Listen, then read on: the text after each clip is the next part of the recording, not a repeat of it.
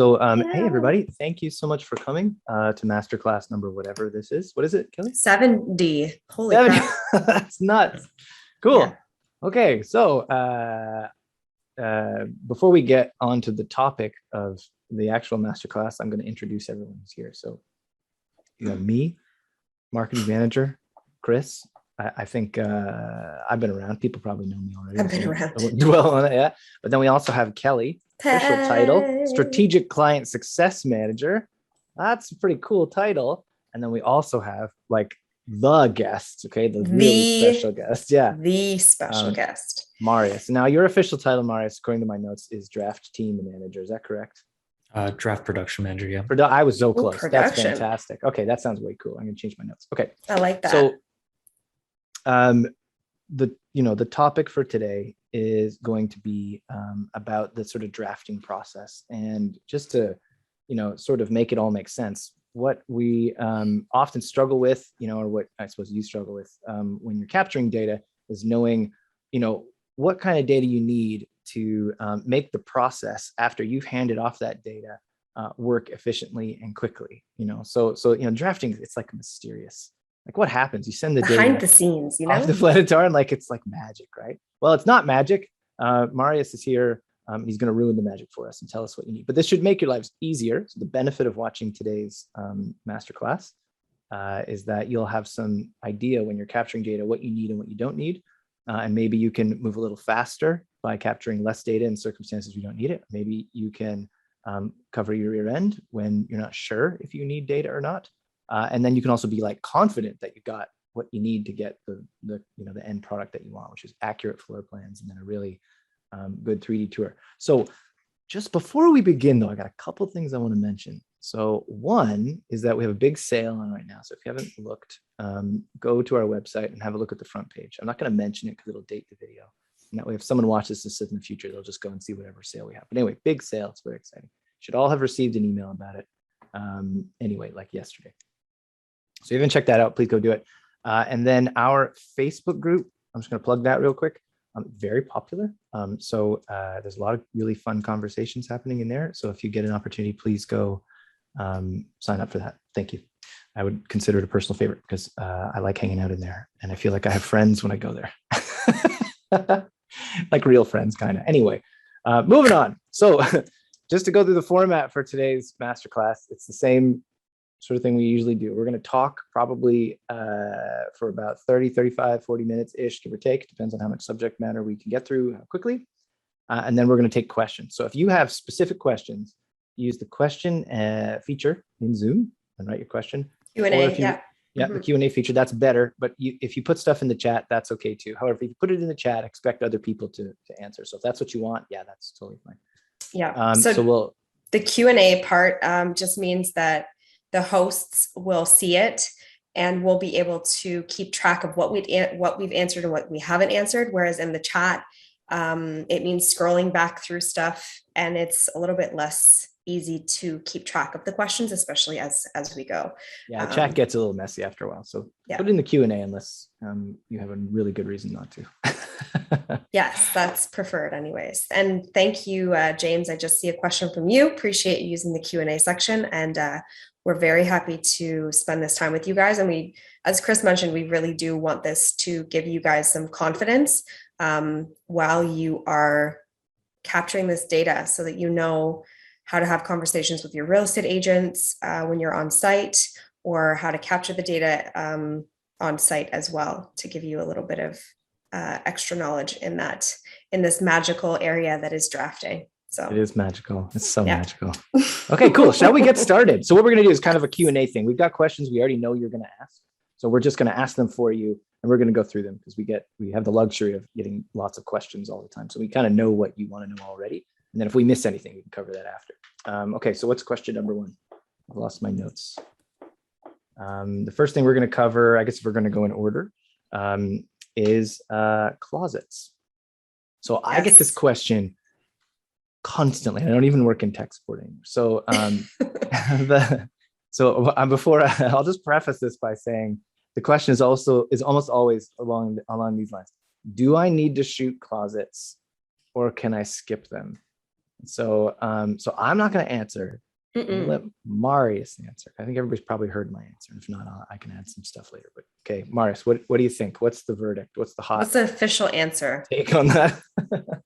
Okay. So it's best to always take a scan or a pano, whatever you want to call it, of every single space inside and out, whether it's something that you don't want to be seen and we can deactivate it so it won't be shown on your live virtual tour. It will help us as drafters or the whole drafting team immensely knowing the exact dimensions of a space, whether it's a closet, for example, this case here, where you walk into a home and you're going to see it's a very small closet. Now, this one has no information for the inside.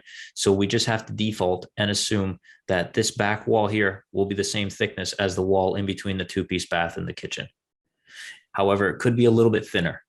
It could be a regular 2x4 wall instead of a thicker component wall like the one here. But without this information, we're going to take it and put it through and through from both sides, keeping the same thickness from here inside of the closet as well.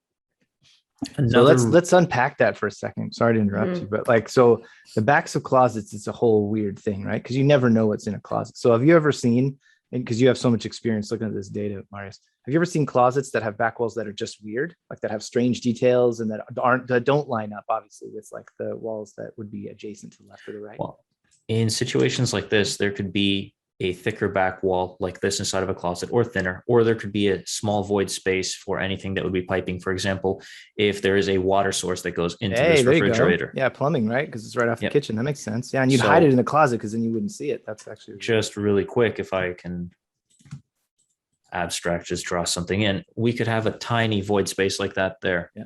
Now, this won't really subtract or add to the square footage of the home, so it won't affect it that way, but it will affect the area that people see inside of the closet. So nothing really to freak out over, because we've taken a view from this side of the closet, this side, and this side. So we know there is a closet there. We know that we can put it in, but we don't know the contents of the inside. So we don't know whether there will be a small section here like this, or we don't know if this wall here will actually be a normal sized wall where it will be a lot smaller like this. So that's one advantage to these types of closets. And like I said, anytime you can take, or you think, should I take a scan or a pano in that side of that space? The answer is always yes. And it's always appreciated by the drafter, because that way they will know 100% the dimensions, size, and shape of any little void spaces or anything that can be inside of the closet. Now, a lot of the times you're going to open up that closet and you'll be lucky that the homeowner didn't throw everything they owned in there before you got there, and it's going to tumble down and fall on you. And then that's a mess to put everything back in. So the one thing that I can recommend to everybody is, and this is a game changer, is make sure you prep the home, is what you got to tell the agent or the homeowner. Now, once again, that doesn't mean just shove everything in the washroom behind a curtain, because we also need to see inside of a bathroom. If you have a curtain, I'd want to see how the inside looks to see where the, the shower nozzle or the drain will be, so that we can do the premium objects for it. So if you pull aside the, I'm drawing a blank right now. If you pull aside the curtain, yeah, it's not the end of the world. If they freak out saying, hey, I put a whole bunch of stuff in there, I don't want it seen, whether it's a closet, whether it's a shower curtain that you pull aside, anything like that, you can let them know, hey, this is just for measurement purposes. There will be no visuals associated with this, and you can have it be deactivated. Because a lot of times people will tell you, oh, don't shoot that room, come back and I'll finish cleaning it out. Or I put so much stuff in that closet, you can't see the back of it. That's where you'll have to tell them, hey, if it's a walk-in closet, you'll have to remove something from inside so that I can catch the boundary of the closet walls. Otherwise, it could be really, really tricky for us to put it in. A good example of this is in this home on the second floor, when we have multiple closet spaces that all back into each other. So the bottom closet on this floor was very easy. It's 4 bounding walls. There's no other entrance, and there's nothing else that shares the space. So this is okay. We can get away with this one. We just don't know the thickness of this wall, if it'll be the same as this one, or if there's any components inside. Looking at the second floor, when we take a closer, deeper dive into the closets here, we see there will be one closet from this room right here. we will see from the other room, same style closet, and also from inside this space, which is the linen closet, I would assume right across from the bath. We don't know how to separate this. For two of the closets, it's fairly simple. I'm going to assume that because both of this bedroom and this bedroom have the same size closet, we can take a line, put it through and through, and make sure that I move it up and down to give an equal amount of space to either bedroom. So these can be made equal. However, this portion here, we don't know how the depth of this will affect the space of each closet. And what we're going to do is you're going to take your door and we're going to place it in the middle. If it's bigger or smaller, we'll size it up correctly. And once we've sized it up correctly, we'll make sure it goes the correct way. And now I can say approximately this side here will be a certain length. And whatever this length is, I will attribute to the size of the wall on this side. And then we're just going to estimate this closet depth. What would really, really help us is either this closet view inside, which would show us the back wall here and here for the side wall. That way we would know 100% there will be a vertical wall that'll go through and through here. And who knows, maybe this closet is a little bit bigger than the other one. But because we don't have any information right now, we have to attribute as much as we can equally to both sides. Okay, question then. So in this case, I believe you did not send an email to the customer saying, hey, we don't have closet scans, so we can't draft this floor plan. So the answer isn't changed, that preferably we want to have scans of the closet, but why were you guys confident enough to send this out without a missing space email, for example? This one, we know the boundary of every single side. The only thing that we don't know is this component right here. It is okay to assume that from this side to this side, each space will have an equal amount. So 2 feet here, 2 feet here. We know that this small portion here will be the same as this side and this side. So that's going to be enclosed in this whole space with 4 walls. This is the only piece here that could differ slightly. And we do our best to say if there is a certain amount here, we're going to attribute the same amount or as close as we can to the separation between this linen closet and both of these other ones.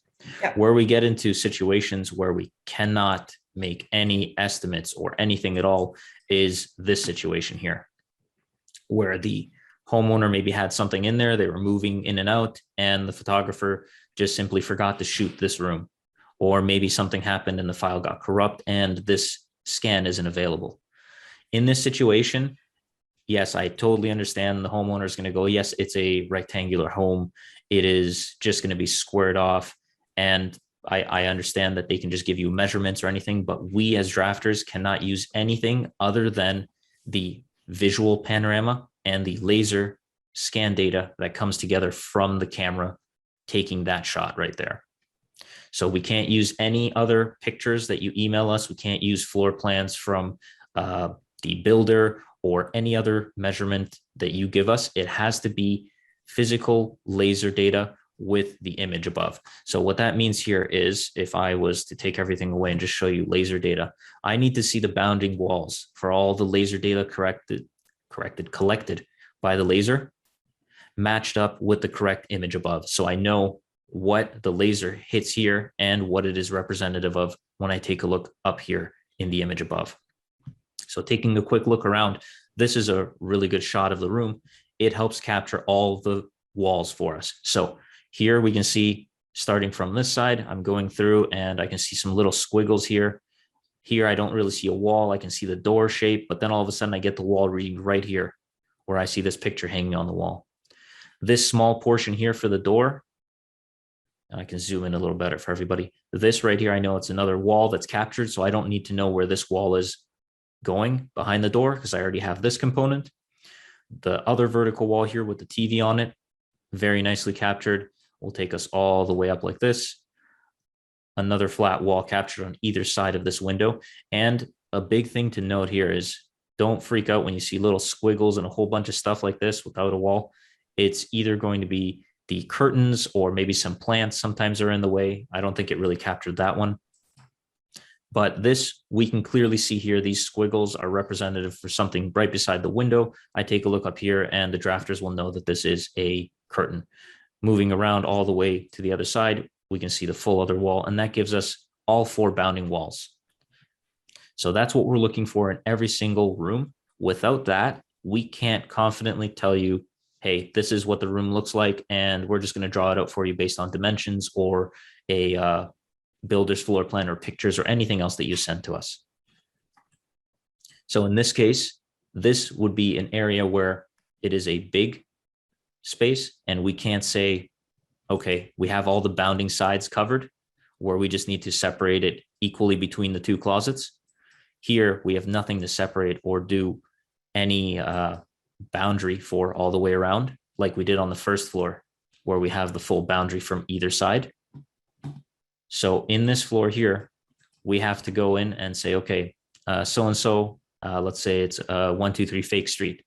Hello, sir, 123 Fake Street. You'd get the email from our ticket that we'd create on your behalf saying the ticket's been created on your behalf. You can submit the home as is, and we can amend it at a later date, or we can put it on hold. We would send you back.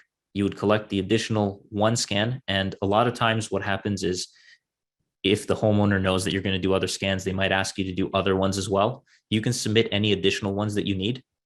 But if it's just this 1 scan, don't take that scan home, re-import the whole project and send it to us again. We just need the 1 file with the 1 scan that you're missing, not the 1 file with everything in it plus the new scan. Cool. Can I just pop in and say something? So in terms of that process that you just described, so someone submits a property, there's something missing, and they get kind of a confirmation saying, "Hey, do you want this to be published in this state?" And then they kind of have to say yes, and then it can be officially published. That you just did describe that, right? Yes. So okay, that's making sure I didn't totally tune out. Excellent. Okay, so that's a good thing. So a lot of people don't like that, and there's a comment in the chat that kind of references this. So for some people, accuracy doesn't matter. Okay, to be honest, some people don't care if their floor plans are even close to accurate. They're really more of a navigation thing. They're more of a marketing thing. They're just there to give people a sense of the flow of the home or whatever. But for a lot of people, they're really important because those floor plans are a direct representation of the actual measurements and size of the home. That means that they're really important because they can be directly translated into dollars and cents, as in the value of that home, because the size of a home has is not directly proportional, but has a direct relationship connection to the value that is placed on a home. So what that means is that there's no one way to send a floor plan to everybody. So it would be very dangerous for us to just not just guess, leave things off, well, guess as well, or just send you a floor plan without waiting for your confirmation. Because if you didn't know that there was something missing, then that property could get misrepresented. So let's suppose you skip a room, you don't care. You're like, it's just for, so, for example, I can remove this bathroom. Yeah, just take a whole room out. There you go. See you later, room. We'll take this one out, throw it to the side, and we'll just then have to remove this space and that's space. A really good example. Yeah. So this is what we would have. So here's our hypothetical situation. We've skipped a space. So you might not care. You might think, oh, who cares? It doesn't matter. And this happens a lot in basements where you have a finished section and an unfinished section. And it seems logical based on standard real estate marketing that you don't show the unfinished section, right? You just show the nice part. And then in the floor plans, if those are missing, it doesn't seem like a problem. But it is a big problem because if you were to be sent that data without realizing what it truly is, you may accidentally send it to someone to market the property, and then they may accidentally not realize that that's missing something, and they may mistakenly misrepresent the size of the property and get themselves into big trouble. And there's actual dollar amounts associated with every square foot of every property. And for some people, again, it doesn't matter, and for other people, it does. So this system is set up to protect you, and there's no one right way to do it for everybody. So sometimes, so sometimes the difference is in small amounts of square feet, but there's no cutoff. There's no square foot that is unimportant, or something like that. We got to make a cool catchphrase. No square foot left behind. I don't know. So it depends, right? I'll give you a couple examples real quick because I'm just interrupting at this point. So on a house that's 4,000 square feet, 5 square feet seems meaningless. On a 500 square foot condo, that's a big deal. That's like a big part of the property. So it has a lot to do with the size of the property, the area that you're in, what kind of measurement standards you're working under, the detail orientedness of the person you're providing the data to. So to Marius's earlier point about the closets. So where the wall is in the closet doesn't really affect the square footage. And for some people, they don't care. They absolutely don't care. But some people do care. And when you find out that someone cares, you will wish you had fixed it on the front end rather than fix it on the back end. So one more example, then I'm done, I swear. So you go to a property, you shoot it, you skip a closet. Then when you send it to your client, they come back to you and go, this floor plan's wrong. And then you have to have that conversation. And that conversation sucks because they're going to say, okay, they're going to start scrutinizing. They're going to go in, they're going to go, this is wrong. And then they're going to look for other stuff. That's wrong. This is wrong. And then you now have to go back and fix it by either capturing that data or not capturing it. And even though that only ever happens once every few months, it's worth it to just shoot a few extra panoramas to get the closets so that you never have that happen because it's awful. You have to go back to the property. You have to apologize to your client. And why people think, the back wall of a closet is important is completely subjective, So for some people it's a big deal and for other people it's not. So it's just safer to capture more data in those scenarios and sort of jump through a few hoops. Okay, I apologize. I'm out. What was the next thing we were going to talk about? One thing I wanted to mention, Chris, is not knowing what's inside. We can say, okay, with the word of the agent and the homeowner, I'm not going to call them liars. I know, for example, they're saying it's square, but sometimes there exist certain things like in the background of your house where you have your guitars, or behind this area right here. Weird ledge things over here. What's up? Ledges. I don't know. So if there was, for example, a ledge inside of a space like this, say this was closed off, but we don't know what's inside of it, there could be a ledge that could be, say, this deep. And this being a ledge that's bounding from the exterior wall doesn't count towards the interior space of this area. And we would not be able to know that unless we had a laser data for the room and a visual. And a lot of times I see some of the visuals, they don't really capture what's there. Whenever you're in a closet, another really good tip is if they have jackets or everything all the way around, just part the jackets so that you can hit the back wall, or so that I can see what is behind the jackets. Because it could be that the jackets are blocking, for example, like this, a ledge, how we would have right here. And this we won't know until, once again, the homeowner says, hey, there's a mistake. Something's not right. This is not supposed to be, 20 square feet. It's supposed to be 17. And then that's when you get into that whole debate of, do I go back? What do we do? And the answer always for drafters is, please go back. Please go back and take a full 360 scan with laser data. And like I said, make sure that whenever there's something blocking your way, you can either part the clothing, or if there's an option to drop it a little bit lower and take a scan on a lower portion of the closet, anything that will give us the 4 bounding walls, like we were discussing in this scan here, where it will give me all the 4 sides. And as long as you can see these nice straight laser readings, then that means that you've captured the walls. So that's what's really important for us, is the walls. We don't care about all the cool stuff that they have in there. It's not going to be shown online. You can reassure them that it's just for measurement purposes.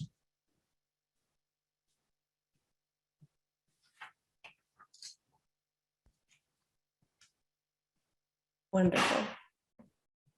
Okay, quick question. Did we cover, we're kind of going all over the place, but in a good way, in a creative, fun way. Did we cover the fact that, you can't draw things you can't see yet? Have not. In Sort detail? of. Well, this is a good segue because you just mentioned Yeah. it. Do you know what I Yeah. mean? So why don't we hit that now? Okay, so here's a very common scenario. Okay, so you go to a property with basements. This happens a lot. And you shoot the basement, and there's some finished areas, there's some unfinished areas, and for some reason something is missing. And so when you get your iGUIDE back, you're going to see that there is something cut out of the basement, and so that doesn't look right. Okay, so you need that essentially drawn in. So then or maybe the client notices, they say, wait, where's the room in the basement? It doesn't look right. So something that used to come up all the time was, oh, hey, look, it's 10 by 10, just draw it in. So I won't explain why that's not a good idea. I will let Marius do it, but there are problems. There are interesting circumstances around that. So Marius, why don't you tell us what the deal is with that? Let's set it up for you. The easiest way to explain it was the same way that we discussed this area up here, where we don't know what this area contains. And if we don't know what it contains, it could have things in it that may misrepresent the square footage of the area. So going to a basement where we have, for example, here, this room, if we didn't capture this room because it's unfinished, or if I can give a better view of this area like this for us to see. So this is an example of a room that is either maybe partially finished or unfinished like this. And they say, let's not shoot it. Not important for square footage. We don't need it. If this wasn't here, it would be missing a whole chunk. So let me move this out of the way and this one as well. So if that wasn't provided for us, this whole area, we wouldn't be able to say for certainty.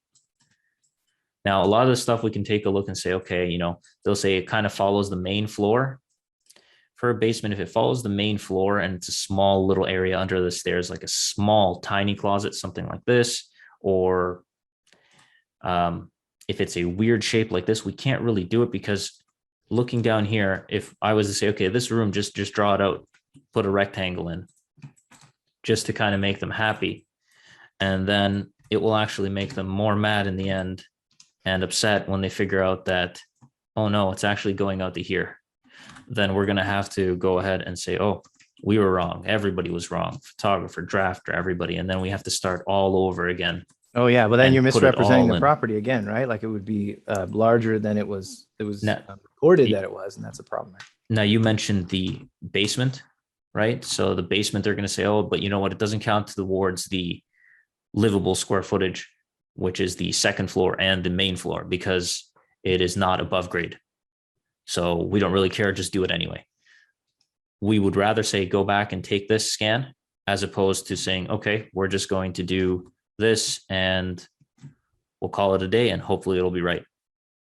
So there are people that are going to be happy saying, oh, just do it for us anyway. The problem is we want to make sure everything that we do is representative of the laser data, or you know what, let me just undo everything that I did here, is representative of the laser data that you captured for the space. Oh, keep going. And this is what we want to provide for you, is something reliable like this. Going on to that, when you're capturing spaces, this is an example of something that is really cluttered. Oh yeah, look at that. Whenever we do a scan like this, now I know this is a partial scan. I really, as a drafter, and I know all the other drafters prefer a full scan, because a lot of times we don't know what's happening back here and there will be a segment of it that's not captured by the laser. So it gives us a little bit of a hard time trying to align something like this, where there's a segment missing here of laser data that could kind of help us. So I'm just going to pop in for 1 second, Marius, because a lot of people who are listening probably don't know what that is because they use Planix and there is no partial. So just so you all know, if you can only have a partial panorama if you have IMS5, the old system. If you have Planix, you don't need to worry about this. It does the full 360 in one go. And that's what we love. We love the full 360 with the visuals and the laser data. It's really fabulous. And if you ever open up a closet or a door like this to capture the inside, what I would recommend is, if you can't go inside to the space here, take a step back and don't capture it exactly in the doorway.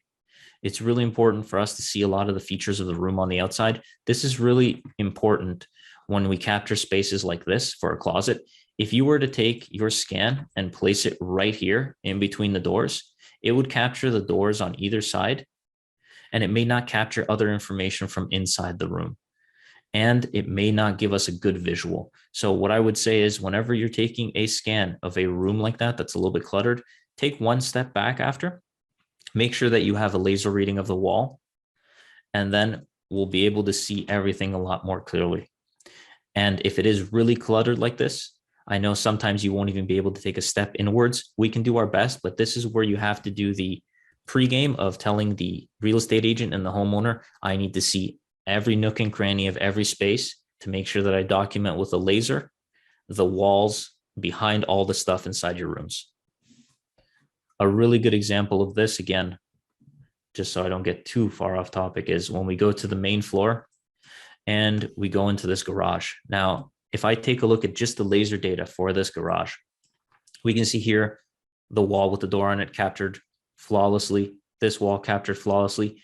This one, however, here, it is a little bit tricky because here I can see this is hitting what? The refrigerator.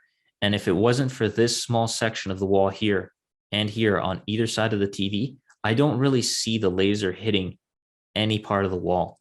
In cases like these, depending on your tripod, a really cool trick that maybe Chris has already told you is you can take your tripod and lift it up such that the laser will go above this enormous amount of stuff that they have here, and it will hit the walls on either side a lot better. What you'd want to do is probably lift it up so that the laser would go above the TV section here. Or if it's a whole bunch of stuff blocking the way like this, where all I see here, I know Kelly, you mentioned interpreting the data.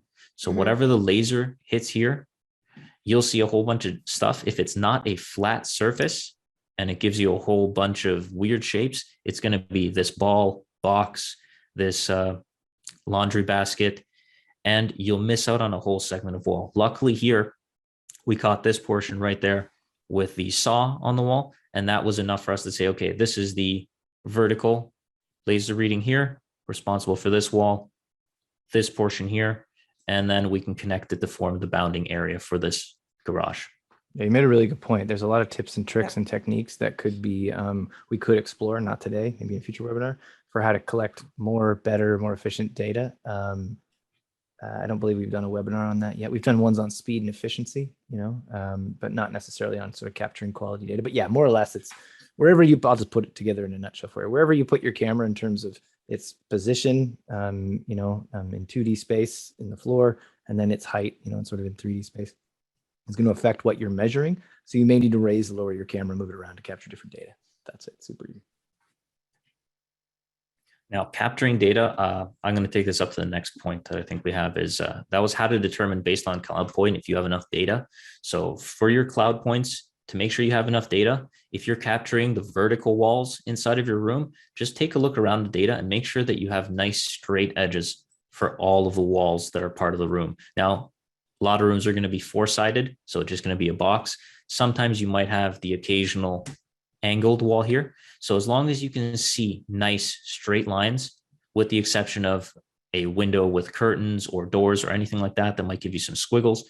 For the straight lines is what you're aiming for to make sure that you've captured all the walls inside of the space. For example, this huge open space, super easy. You're going to take a look around, but don't be tricked if you get straight readings for something like this.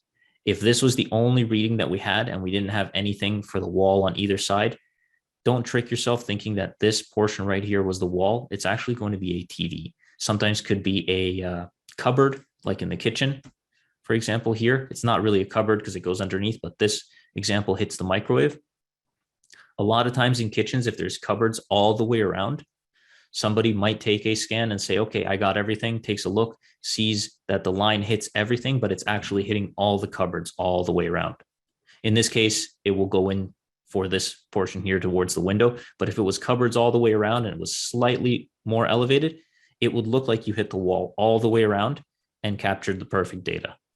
So it might take a second when you're working with places that have a lot of stuff in the way inside of like a bedroom. Kitchens is really popular if they have cupboards that go all the way around, or if there's a bunch of stuff like in the garage here.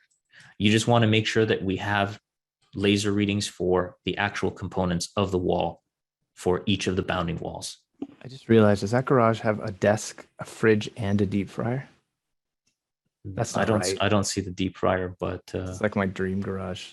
Oh, the deep fryer. Yeah, there it is, hidden. Anyway, sorry, I'm getting distracted. Yeah, it looks like it. I don't. Anyway, moving on. Okay, so we're kind of running out of time. We have about 10 more minutes before we'll take some questions. So I don't want to miss this. There are a lot of questions about exterior spaces. So the real question is something like, what sort of exterior spaces can be drawn and what can't be drawn, and what sort of should be drawn. Does that make sense? Yep. So that's a really good question. What I will tell you right away is we'll draw decks, balconies, porches, patios. However, we need to have a scan of the actual outside. It cannot be something like this where, oh, you can see it through the glass. It extends to the right side of the house. Once again, we don't have laser data for it. We don't have a scan with the panoramic image and laser data from the outside. We can't just trust going through glass from the inside of the home and then taking someone's word that it ends at the right-hand corner of the home. We're going to need a scan to be on the outside, and the property needs to be attached to that patio, deck, balcony, porch. If you have, for example, a porch way out here in the middle of the backyard, or a patio that you did around a fireplace way in the backyard, if it is not connected to the home, it will not be placed for you, because that's a site plan. That's a really good minimum floor requirement. plan. To your point, sorry to interrupt you. It has to be connected to the main structure, right? Yep. So for example, this one here, we would be able to do this deck structure because it is physically connected to this portion of the home, but we would need it to be documented from the outside. Now, along that point, whenever we have outside portions like this, what's really good, and especially for anything that could be a balcony, if there are weird curves or angles, it's really beneficial if you drop the camera down after taking the panoramic image that you want to be seen for everybody on the virtual tour.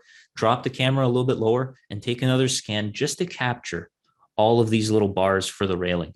And that'll really help us as drafters allocate the weird shape to a deck or a curved shape, or just if it's square, it'll still help us out by getting everything lined up really well and then drawing it out easily for you, exactly to where the laser picks up the railing.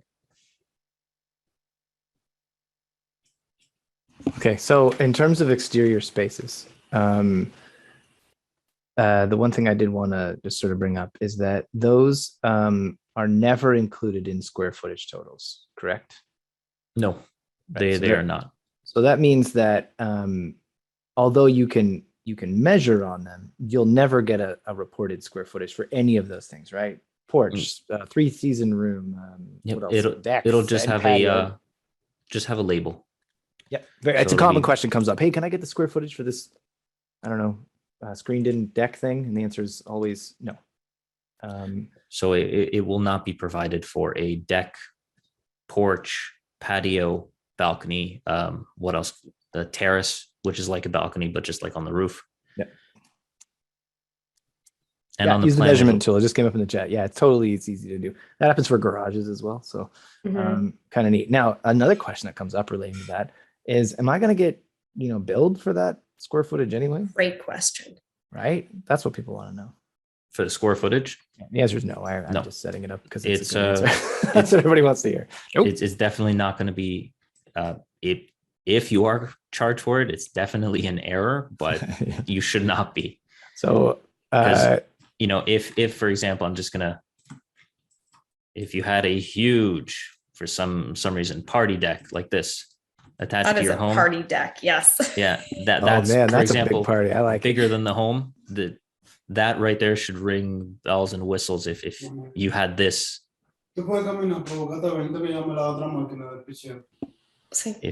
If you had this stated as interior square footage and somehow got attributed to the total size of the home, that's like panic, where something got mislabeled.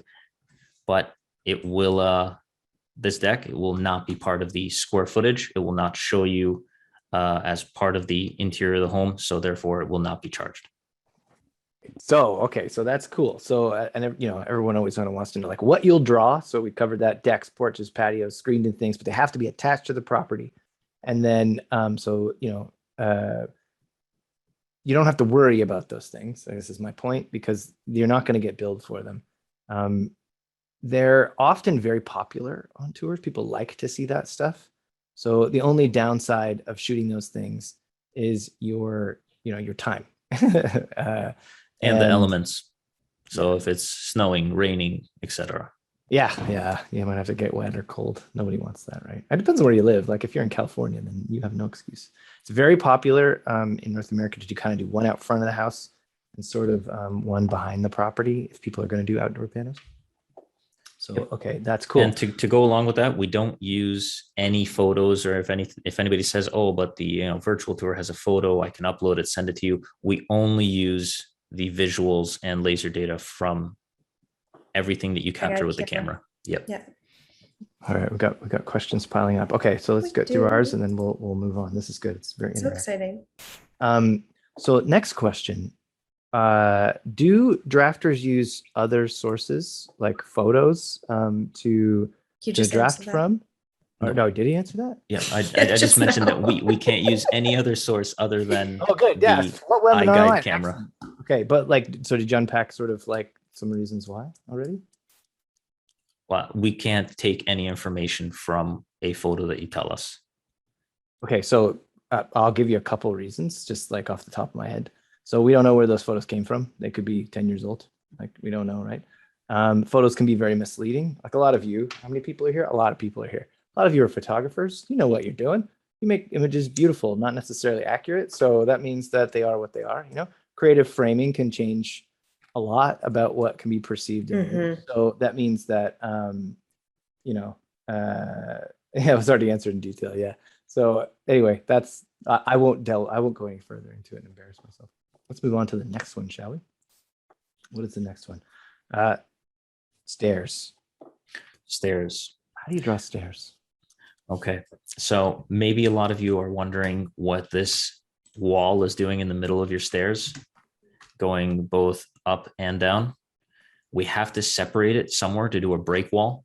Now, usually break walls on builder designs, you'd see like a little angled wall with like a zigzag or something in it. For us, we use the same wall that you would see here. So the interior wall, just to break it and separate it into a stairs up component and stairs down component. We always want to be able to show you both ways when you're on the middle floors. On the upper floors, we're going to show you the entirety of the way down. And sometimes it'll be broken down into separate chunks, going from this hallway piece downwards to this family room, and then from the family room going downwards all the way to the main floor.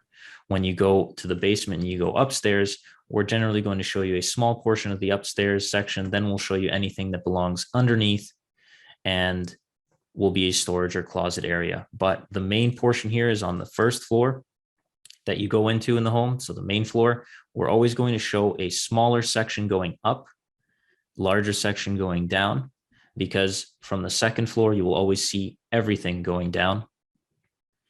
So you already know how you will be getting to this portion here, only leaving a small portion to go up. You know already from the second floor, the direction of these stairs. And then we're going to show you how it wraps around here, going downwards more than upwards.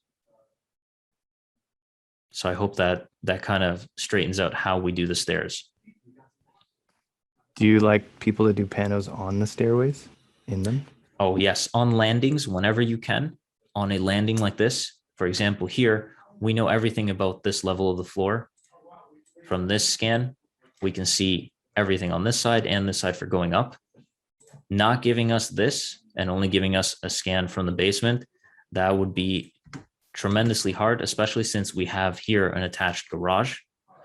Anything like this landing right here in between U-shaped stairs like this or multi-segment stairs is very, very helpful to us.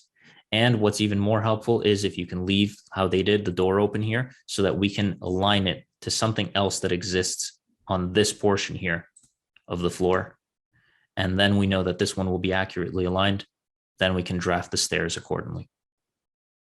So anything that you can do as a middle of the landing between the two floors as a scan is really appreciated by all the drafters. Cool. Okay, last question from us, and then we'll go to the questions from the chat. Why are there specific colors on floor plans, Marius? Can you tell us what those colors mean, if anything? Are they just decorative, they're for fun, or do they mean stuff? Now you're talking about the lines or the rooms? The room colors, yeah. The room colors are just colors that were picked out. And all of these, this is the colors that we see. However, when you upload everything online, you have the option to change colors.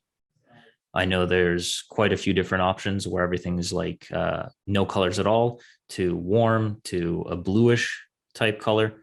And we just decided to use this as our set of colors, then give you the option to change them as you see fit online. However, it's with whatever options are available. Now for us, generally, we wanted to have the bathroom as blue here. That's our general color for the bathrooms. And then kitchen is like this little bit of a green color, but everything else is kind of a different shade of beige, with the exception of the utility and laundry that we have here. Laundry being an orange color and utility being purple. This is just used for us to distinguish between what we're drafting and quickly see the different colors. Like, for example, the stairs up will be this reddish pink color. Stairs down will be this bluish color for us. It'll help us as drafters identify stairs up and down to make sure we've labeled them correctly. But other than that, there's no real meaning behind the spaces. All right. I think we can jump to your questions now. Chris, we think we're ready for that? I'm ready. All right. So first question. This is back from our closets section. It is just one shoot, partial pano. Will it be enough to give you all the information needed to measure the closet, even if there are clothes inside the closet? So it's should we do a partial pano? Is it enough information, even if there are clothes inside the closet? So I'm going to quickly jump to the basement for this example, because there's a good example here. So in this example here, if this is a closet, which we can call it a closet, if there's going to be a bunch of clothes where there would be these racks, my suggestion would be to either lift the camera, lower it to capture the back walls, and or part the clothing so we can see the back wall. If it is a closet that is bounded completely like this, I would still ask, even for a partial, that'd be great to see the thickness of this wall, or if there are any little void spaces. But if it's on the second floor here, it would be more than enough to do a partial. If we split the clothing from either side, it would be even better, because we'd see where the back wall is here. And if there are a bunch of closets within this space, taking the back wall from this view and this view here would be sufficient, because we already know then where the back wall is here. So you don't need one per se for every closet. I would highly recommend it, just in case there's a different thickness of this wall. Otherwise, we're going to have to default and assume that the thickness of the wall will be the default 2x4 thickness. So my answer in short is, it's always a better idea to take a pano, part the clothing, or lift the camera higher or lower to make sure you capture a reading that is nice and flat like this here of the back wall behind the clothing somewhere. And that should be enough for us to be able to go through and put the exact location of the wall in. So partial pano is better than no pano, but preferably just take a full pano. Yep. And always make sure that you step one step back, so you don't have to go inside of the closet if it's a smaller closet like this, unless you're really trying to capture a wall like the far side here in between these two. But in this case, I would just recommend taking one scan here for a panorama with laser data and one here, and that'll capture both this wall and this back one. Awesome. Thank you. All right. Next question is, we are remodelers in San Francisco Bay Area. How do we best manipulate the PDF in Chief Architect? So I had to Google the software because I've never heard of it before. I've never heard of it either. Like, seriously, I'm Googling away. So the answer is I don't know. I couldn't find anything just that fast. But you can take your deliverables and you can ask them. So what you've got access to are the SVGs. You've got the PDFs, you've got DXFs, and you've got JPEGs. I don't know which file formats they can work with, but if you sort of ask them what kind of data formats they import, you can just cross-reference if it will provide. And then if that doesn't make sense, you can reach out to their support and our support, and they'll figure it out for you. Yeah. Which is a terrible answer. I'm sorry, but I just don't know. We're not familiar with it. So we're happy to continue that conversation via a support ticket for sure.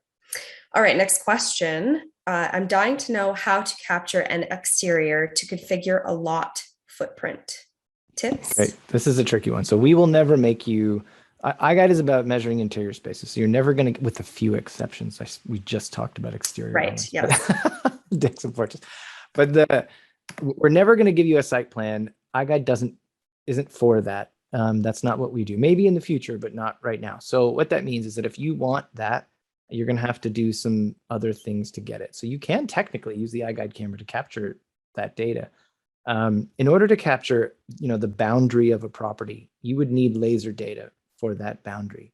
So let's pretend it's a perfect scenario, right? You've got a house, it's on a property, and for some weird reason, there is a perfect fence that just runs exactly on the property line. Mhm. I mean, that happens sometimes in like California because you have those like walled enclosure type things. So that We're in isn't that Toronto. weird. It happens in Toronto too. Yeah, well, yeah, apartments. spaces at a premium. People want privacy. They're all packed together. They build big Yeah. walls. Okay, so if you happen to have that, well, you would take your camera, you'd take it outside, you'd start measuring. And the easiest way to get something like a site plan is to take that data and turn it into a radix. So what a radix is, and it's cheap as chips. So radix is just the laser data alone. It doesn't give you a site plan. It just gives you something you can make a site plan from.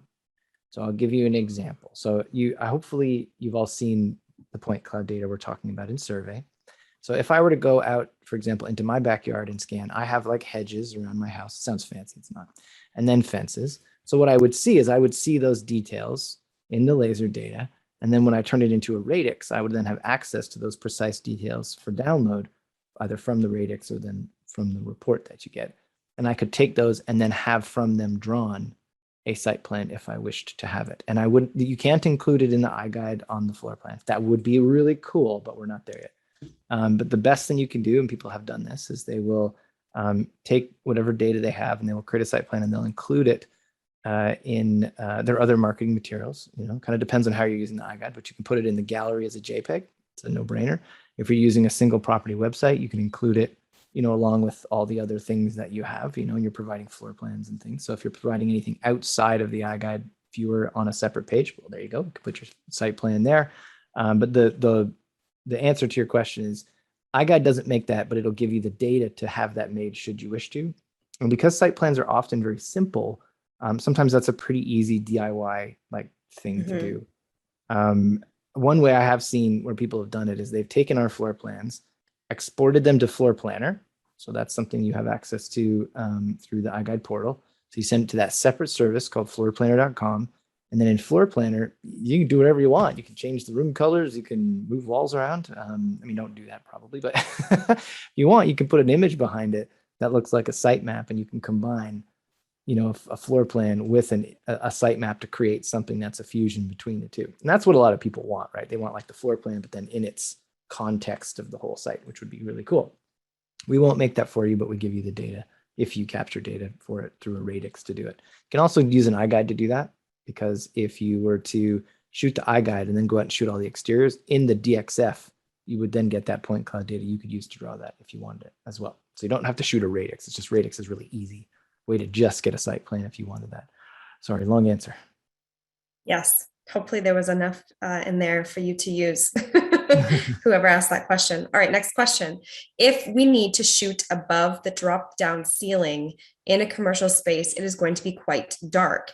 Is it possible for the LiDAR to capture enough, or do we need to figure out how to light the space? Okay, that's a cool one. That actually, we did that at our new office. Okay, so if you stick the camera in a dark space, what happens? It works just fine.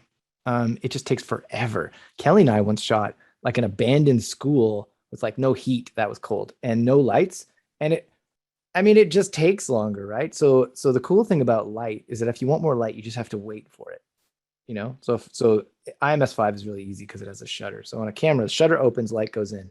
If you just hold the shutter open and wait, more light goes in. Even if there's a trickle, it's still coming. So when you take the camera and you put it above the drop ceiling, most of the time it's dim, but there's enough light that the exposures are just going to take a little bit longer, but you'll get the images that you need. LiDAR doesn't care, right? Because the scanner is shooting out infrared light, right? And then it's bouncing back. So it's providing the light.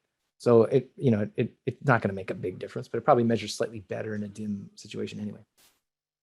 So the question I think was whether or not the LiDAR would function correctly, and it will be just fine. The images will be they'll just take longer to get. I hope that answers your question. I think we'll move on from that. Can we work with you to customize the color palette for commercial space areas? Okay, I'll answer this one too. Kinda, but mostly no. So you have color profiles you can choose from. that we specify that represent room types. This works a lot better. I'm glad you said commercial because that's very helpful. This works a lot better for residential real estate than it does for commercial. So in residential real estate, all of the colors that you see on the floor plan all matter. You know what I mean? They're not just random, like, well, this one will be beige, this one will be pink. They're consistent. So every kitchen, for example, is like blue, or is it green? I forget. Every bathroom is blue. I know that one. You know, every space that is not part of the square footage is white. You know, it doesn't have a color. So that there's meaning there. So we're not going to change it. However, there are some pre-configured color palettes you can choose from in the settings. I forget exactly where they are, but if you go to My iGuides lists, find your iGuide, click the edit button, the big blue edit button. Default settings, yeah. Right-hand corner, there's like a color selector, and you can choose either between, you know, the viewer or just warm, the PDFs. Cool. That's right. Yeah, warm, Gray. cool, balanced, gray. So it's all, yeah, that's what it is. So my suggestion to you, so we won't change those because they're there on purpose. They're meant to be consistent. You can change the color palette if you want, but they're all going to be, they are what they are. However, if you want customizability, use floorplanner.com. If you export any iGuide to Floor Planner for cheap, just like a few bucks, I don't know the exact prices, so don't quote me on that, but for a very affordable price, you can take those floor plans and do whatever you want with them. If you want them all to be tomato red, go nuts. You can do that. You can also do it essentially for free and experiment. So what that means is you could shoot your iGuide. You're not super happy, but you think, I really want this all to be purple. Export it to Floor Planner. You need an account on Floor Planner to do this, mind you, but it doesn't cost you anything. You can make one for free. Export it to Floor Planner. Look at that, what you've exported for free, and then mess around with it. And you might think to yourself, no, this is stupid, and then just move on. So you can experiment with this right now, essentially for free on floorplanner.com if you wish to. But if you request it of us, we won't change it. We're going to refer you to the pre-selectable color palettes. I hope that made sense. It did. I'm going to group the last couple together because they're all regarding the landing. So this was when we were talking about stairs. It says, so it looks like you want a shot from the landing. What about a split landing? And if you do a landing, do you add it to main level or upper level? I'll start off by saying I'm not sure what is meant by a split landing, like a split level home. I don't know if it'll have a landing in between. I know stairs down are always counted towards the floor that they descend to from the current floor that they're on. So stairs going down are always counted. Stairs going up in a split level home are removed. Split landing, the only thing I could think of would be a ranch split where you walk in the front door and it'll go both up and down, which I would definitely take a scan. Now I'm a little bit unsure about the question. Maybe James can clarify what he means by what about a split landing. Is it, do we take a pano or a scan on it? Because I would say for sure. And while he maybe readdresses that question, if you do a landing, will it count to the main level or the upper level? So when we do a landing, for example, let's go to the second floor here. On the second floor, right here, we'd come down to this area. This whole portion here is going to count towards this main floor. Now, if they want to put it together separately, as the photographer would say, okay, I want this as a completely different middle floor, then this whole area would count separate from this one. In this case, it's all attached, and this little small landing here will count towards the stairs that they descend from. So the landing counts towards the area that you descend from. In the main floor, this little landing descends from the main floor to, once again, another sort of mid floor, but it is counted towards the main floor because everything is attached and is only separated by a couple steps. So this whole area of the landing, starting from here with the stairs all the way to where it goes down, will be the same level as the main floor. And Can now I I know. interrupt you for 1 sec? Yep. I think what Richard was referring to is when he's capturing the data, it doesn't matter which level he puts it on. Which level he puts, as opposed to where the square footage is being counted. But the square Okay. footage is still a valid point. But yeah, I think he was referring to when capturing, doesn't matter which floor he adds the landing scan to. I see. So in this case, I would put it on the floor that the landing comes from. So if it comes from the main floor and it's going down and there's a landing, I would put it on the descending portion down here on the main floor. For putting it on the basement floor just wouldn't make sense because it would go underneath the stairs going up in that little storage area. So you want to go from the main floor to the basement floor, and there's a landing. We're going to put that landing scan on the main floor. If there is a, let's say there's a third floor and a second floor, and you're going to go from this third floor to a second floor and you have a landing, you're always going to put it from the floor that it descends from. So it's on your way down that you're putting that landing shot. Okay. On the landing question, the landing in your plan shows one elevation. Some landings have 2 steps. Oh, okay. Maybe I can just draw it here I think I know what he's referring to. So there might be now I don't know, this won't be accurate for numbers or anything. This is just as a schematic so I can see what he's referring to. So let's see here.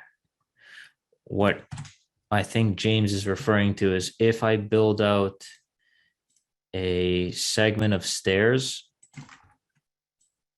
and it'll go to maybe like a door to the garage here. And here there will be another set of stairs that goes down to the basement level. So really quick.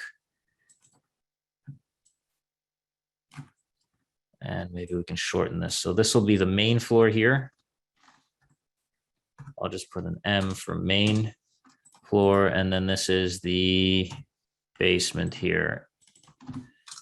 And James, you can comment if that's what you're referring to. So this is like the main floor. Then it goes to like a middle level floor that goes out maybe to a garage room here. And then there's another side for stairs. Let's see here. Stairs, edit. Yeah, I know he tried to share a screenshot, but I can't open the screenshot. So what we're going to do is when you're going down like this, we'll normally attach those like so. And we're asking about where this landing will be attributed to. So being that the basement or lowest floor is here, and this is the floor that descends from, if there's a middle floor here that has just one room, if the room fits with the main floor, so if the main floor of the home is here, and here we'll have like a garage or a separate room attached. If it's going to be part of, sorry for how rough this is, guys, but if this is going to be your main floor and this is going to be your garage, let's say, let's just call this a living so we can give it a color. So if it's going to be like this and you're coming down from your main floor downwards, the garage is halfway down the stairs, or if this is a completely different room, depending if it's above grade or below grade. So if this is let's say bedroom, actually, it can be attached to the main floor as you submit it to us is the way that it will be drafted. If this has to be its own floor, we can either have you submit it with this whole component of stairs going down, and this would be on its own separate floor as a bedroom. You would see this from the main floor. Everything would be counted here, and there would be a separate floor with just the bedroom and a gate. You could draw the stairs as well, only up to this point here, if that's what you specified. And then you put a scan here with the bedroom on a separate floor, and we can continue as a mid floor, but it's all to how you submit it. So the stairs area, we'll make sure we don't double count it. But if everything comes together, we will draft it together. If it is separate, where it doesn't come like this, and you just give us the bedroom with a scan here and then stairs that will go down, we could draw from the main floor stairs all the way up to here, wall it off there, and give you a gate. The gate would then lead you to a separate floor that would then be just this portion of space.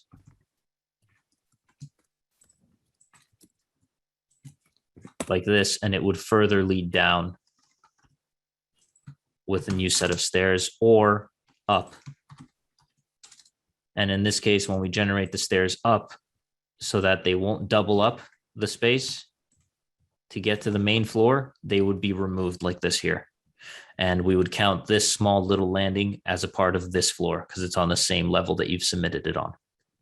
But if it's all put together, it'll all be drafted for that one main floor. I hope that kind of clarifies that point. To a switchback staircase where the mid landing is 2 elevations rather than 1. I really wish you could share that scan or Marius, that. I'm going to send you a screenshot. 'Cause Oh I yes, if you can send me a I just Googled screenshot. it. Is it in chat here that you'll send it to me? It's in Google Chat. Ooh, bear with me, guys, for a quick second while I go into Google Chat.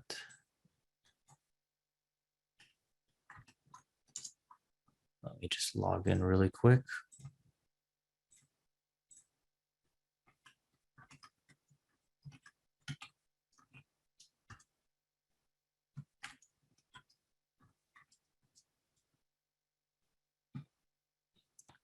Okay, I'm taking a look at your chat right now.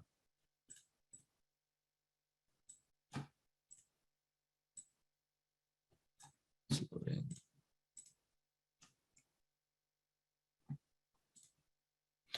Okay, switchback staircase.